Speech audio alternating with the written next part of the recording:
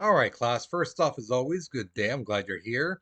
So, today's lesson, we're going to go a little bit more in depth into the presidency and look at exactly what is said in Article 2 of the Constitution, speaking about the president.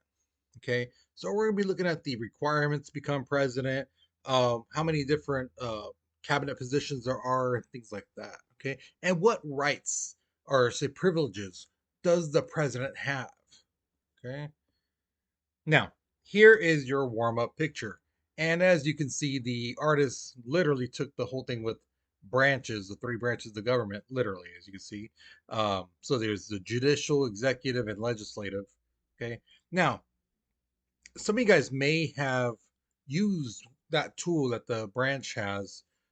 If you have a pretty good understanding of the power of that machine and stuff like that. Okay. So use that to help you answer this. Okay. So pause the video, think about it, write your response because we're moving on in three, two, one.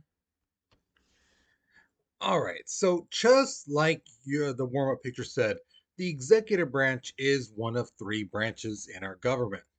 Now, I've been asked by students throughout my years and even some friends, acquaintances who know I'm a history teacher, government teacher and stuff like that. And I know they're, I don't know if they're like really legitimate, like wondering, or they're just like want to see what I say. But I get the time. What's the purpose of the presidency? What is their job really? And in all honesty, under the Constitution, the executive branch is there to carry out and execute the laws of our country, to make sure basically that everyone is following the laws, that the laws are there, that they are not being like overlooked by states or the citizens of our country, that the president is making sure that these laws are followed. Okay. Now, what do you call the president? You know, um, the thing is, you have to remember. I know, like some people tend to think, like, "Oh, I don't like this president. I would call them USOB. I would call them this and that." But you have to remember, when you are addressing the president, you're addressing all president. You're addressing the office of the presidency. So yeah, you might hate the person, but the thing is, the office of the president is something you should respect. Okay, so what you would call him is Mister or Miss President, whichever it may be, a guy or girl. You can call him Chief. Okay. But you should not be calling him bruh, dude, fool. No, no, no, no, no. I had a student in class telling me basically, what would happen? What would they do to me? What would they do? I'm like, they wouldn't do anything. The president wouldn't do anything. They got people to do that for them. So, so they wouldn't do anything. And that's the thing. They don't have to. They got power. So they can be like, hey, get them out. Now, under the executive branch, um, a lot of people just think it's president, vice president, and that's basically it. No, no, no, no. There's a lot of different departments and cabinet positions.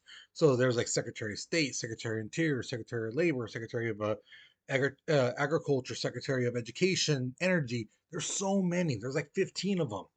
Now, here is where things get interesting. Think of these secretary spots like folders. Okay. And in each one, there's a bunch of like agencies, boards, commissions, within them. So there's a lot of people who fall under the executive branch. Now, Article 2, Section 1 of the Constitution states, and this is directly from the Constitution, the executive power shall be vested in a president of the United States of America. Now, what does that mean? So it means that they're basically not only the head of the executive branch, but they're also the head of state. Now, what does that mean? Basically, that president is the representative of us to the world. Okay. They represent us. Okay. And this is where things get good and bad and can sometimes walk right the thin line. So a great example would be like um, when President Obama became president. A lot of people around the world know our history, know how African Americans were treated, what happened to them like hundreds of years ago, and stuff like that. Um, so when he was elected, some people around the world were like, America, good for you. You guys are turning a new leaf, and that's good. It's also bad because they also saw how some citizens were attacking him, not because he was a Democrat, but mainly because of the color of his skin. So even then, they were kind of sort of like, but still, hey, we have a African American president, which is awesome. Then you have some presidents who just rub some countries the wrong way because of their behavior, their attitude towards those countries. Um, like we had a president who stepped in front of the Queen of England when there was pictures taken and stuff like that. It's like, why are you stepping in front of her? You should be like, if anything, standing by next to her. You know. But yeah. Now the president is also the commander in chief, meaning the armed forces. They are the top dog. Okay, what they say goes in the military, and that's all branches. Okay, Army, Navy, Marines, Air Force, Coast Guard, you know, the Space Force, whatever you want to call them. Yeah, so all of it. Okay, even the top general, 4-star, all the medals that one could win. They fought in wars and stuff like that. Even they have to answer to the president.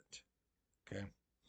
Now, originally, the framers of the Constitution were deciding, well, should we have just one president? What if we have two? And then the argument came about, well, what if one decides on one thing, one decides on the other? Well, then why don't we get three presidents? And then the argument came, well, why don't we get 5, 7, 9? Where does it end? You know? So that's why they're like, okay, let's have one. But then the question came up, how powerful should we have this president? Now, the Federalists and like people like Alexander Hamilton believe that we should have a strong executive branch because this president needs to have needs to have power to make sure people are, paying their taxes, following the laws, states are following the laws and stuff like that. In time of crisis and war, that the president does have the power to do things that could help us win the war.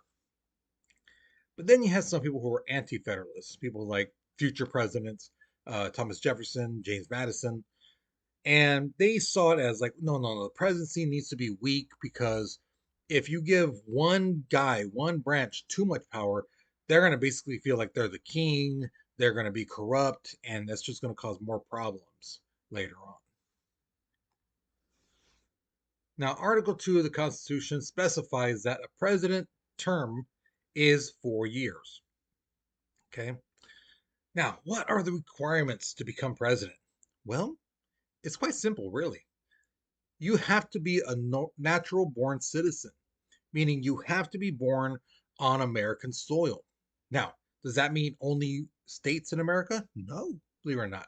So, territories like Puerto Rico, that's a territory. We own it. Is it a state? No. But are those people born there citizens? Yes. Yes.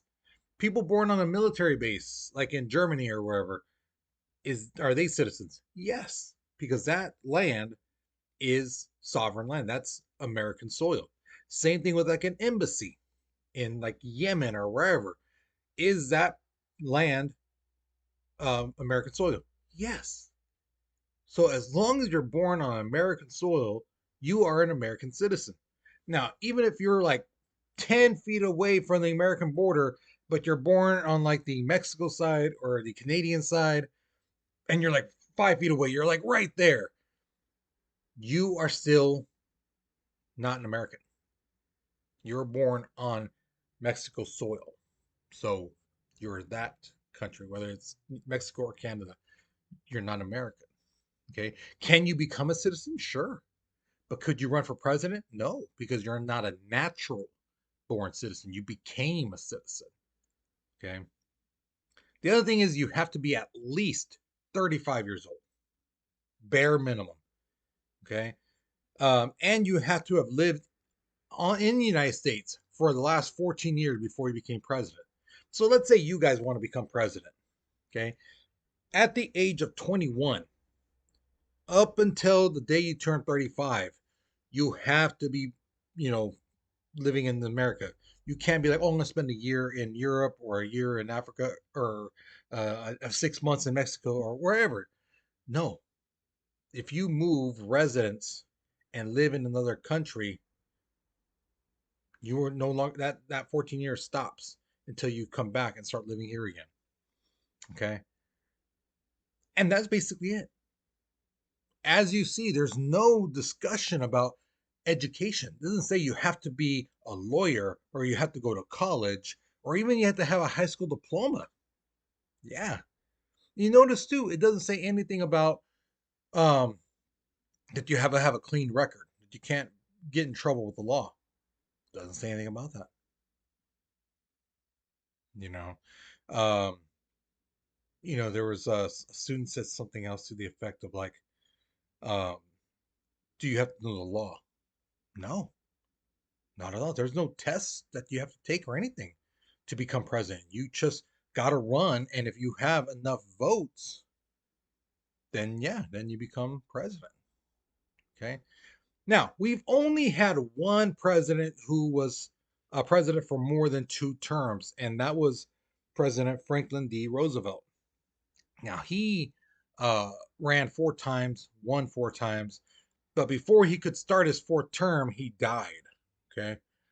And a lot of presidents before this, they limited themselves to 2 terms, or they try to run, more than 2 terms, and the people were like, no.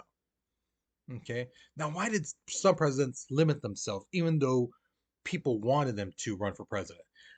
It's mainly out of respect for George Washington, because George Washington was our first president. Yeah, he won the first and second election, no problem. People wanted him to keep going, and he said no, because he goes, we just got out of a war to get away from a king. Why would we go back to that? If I run for president again, it's basically I'm being a king. So he stopped after 2 terms. That's why all the other presidents did too. Now in 1951, because of FDR, some congressmen, senators and people like that decide, you know what, we need to pass an amendment that limits the president to 2 terms, and that passed. So that got became the 22nd Amendment.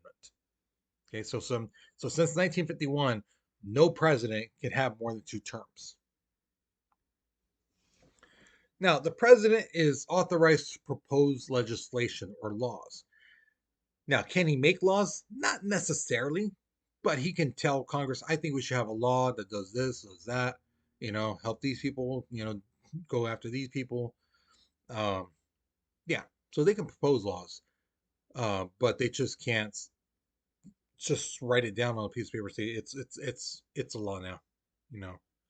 Um, and usually the president, again, we talked about this last class, they have to outline their agenda for the year, what's been going on in our country, what's the status of our country. And this is known as the State of the Union address, and it's given in Congress in January. Okay. They have to, according to the Constitution, they have to give this speech or announcement every year to Congress. Okay. Now, the legislative branch, Congress, makes laws. The president has to approve it. Now, this is part of that checks and balance part, right? So that Congress just can't be making laws left and right and nobody's checking them. The president checks them. Now, the president says, I don't like this law. What the president can do is then veto it. Now, because he vetoes it, does that mean that the law is dead? No, no. Basically, what happens is this: if the president vetoes the law, then it goes back to the House of Representatives and the Senate. Now, here's the kicker: if these guys even change one thing, add a period, capitalize a letter, it doesn't matter. If they do anything, then technically that's a new bill, a new law, and the president gets his veto again. Now, let's say they don't change anything. They have to get it passed by 2/3 majority in both the House of Representatives and the Senate. Okay. If they do that, if they do get the 2/3, then that means the bill becomes law and the president can't veto it again. Okay, but that's only, again, only if they didn't change a thing on the bill that the president vetoed. But if they did change something, then technically that's a new law and the president gets another veto and it goes back to the House and Senate all over again. Okay. Now, this is somewhere where there's parts where some people believe the president gets too powerful and this and that. It's called the inherent powers, and these are powers that are inferred from the Constitution. Basically, it's not necessarily said in the Constitution. It doesn't say, "Oh, the president has this power," but it's kind of referred because the thing is, in order for the president to do his job, which the Constitution says he has to do, he needs to have some powers. Okay, so one of the things is, as head of state, he has to have a foreign policy.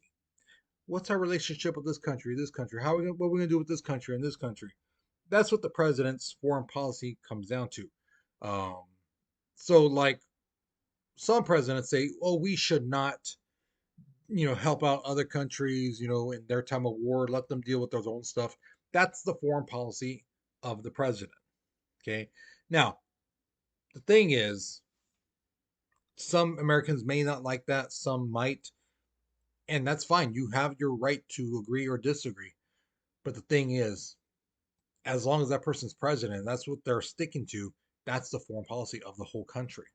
Okay. Now, let's say the president says, "Okay, you know what? You're going to war with this country we don't like. We're going to help you. We're going to give you like weapons and like tanks and supplies and things like that." He makes an agreement with that country. The Senate cannot argue him. They cannot say, "Oh, no, no, you can't give him that. You can't give him this or that." Because the thing is, that's an executive agreement made between the president and that country. So the Senate can't do anything, even if they don't like it. Okay. Now, there's been times throughout our country where the Congress, whether the House of Representatives or the Senate, tried to sue the president, take him to court, try to say, "No, you can't do that. That's illegal. The president's overstepping his power." And the Supreme Court has said time and time again, no, the president can't, because that's part of the inherent powers of the president. So you can't sue them. You can't try to reverse anything. Okay. Now, earlier I said the president cannot make laws necessarily. This is that necessarily part. It's called executive orders. Basically, it's an order, rule, declaration by the president that has like the power and the backing of a law. And Congress and the state legislature, can't do anything. Okay, so this happened several years ago when President Obama, was around, and he basically said, people need to have health care. Now, some states try to sue him, saying you can't make people get health care, you can't do that, and he made it an executive order. They tried to go to court, they tried to sue him, senators, states, and the Supreme Court basically said, our hands are tied because that's an executive order, and you or any nor you or any state can do anything about it. Okay. Now, under executive privileges, this is where things get interesting. This is where the conspiracy theories and all that stuff come out. Because remember, the president is in charge of the armed forces and stuff like that, and a lot of things in the armed forces deal with stuff like aliens, believe it or not. Because aliens are in the sky, and what branch in the military deals with the sky? Air Force, right? So the president knows whether we have aliens or not. They know that stuff, you know, and they decide if they want to release that information or not. Okay. Um, Now Congress can't say, "Oh, we want to know now whether there's aliens or not." They can't do that. Okay. The president has that power to say yes or no.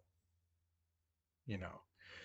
Also, under executive privileges, let's say The reason why they do this too, let's say a spy comes to the president and says, "Hey, I heard this one country uh, is going to attack you guys, and that they have these weapons. They're going to be doing this. They're going to be doing that." And sure enough, the president looks into it, and yeah, they're doing everything that the spy said, like before they attack. And all of a sudden, the president like bombs the hell out of that place and the whatever, wherever it may be. If the press says, "Why did you bomb it? Why did you bomb it?" He says, "Hey, they were about to attack us. I got some information." And if the press says, "Well, who told you?" And he says, "This dude, this spy," is that spy going to trust him ever again? No, right? Because he just outed them. He just, put them on blast like that. So that's why the executive privilege is there to protect diplomats with information that might help us, whether in time of peace or war, or keeping military secrets, keeping things in order, and making sure that people don't freak out about things. You know, because remember, a person, an individual, is smart. A group of people panic. Okay, so um, there you go. So that's basically this whole lesson. Remember, I told you guys this is a crash course. Sadly, we don't have months to go over everything. So that's why we're only going to pick apart the important things. And this is one of those important things. People need to know, you guys need to know the powers of the president, what they can and can't do. Okay. Because a lot of people who don't know what they're talking about, they tend to make things up and it sounds plausible. And that's why people believe it, but it's just not true. Okay. So, with that being said, guys, you take care, you be safe, and I'll see you guys later. Okay.